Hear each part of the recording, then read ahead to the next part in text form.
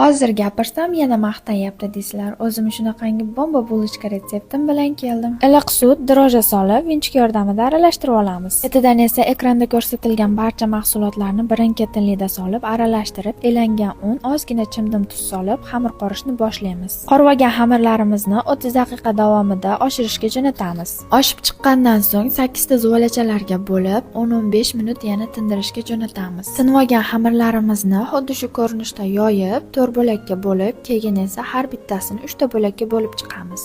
Kesib olgan xamirlarimizni xuddi shu ko'rinishda birin-ketinlikda taxlab olamiz. Azizlarjonlar, shu retseptimni 1 yil oldin YouTube kanalimga qilib joylagandim. O'zi ham naq 10 million prosmotr olgan edi. Xo'sh, Instagramda qancha prosmotr olarkin? Tayyor bo'lgan bulochkalarimizni listga joylab, ustilariga tuxum surtib pishirishga jo'natamiz. Atirgul shaklidagi bulochkamiz ham tayyor. Retsept yoqqan bo'lsa, like bosib, o'zingizga saqlab oling va menga obuna bo'ling. Bu retseptni bulochka tayyorlashni yoqtiradigan dugonangizga jo'natib qo'ying.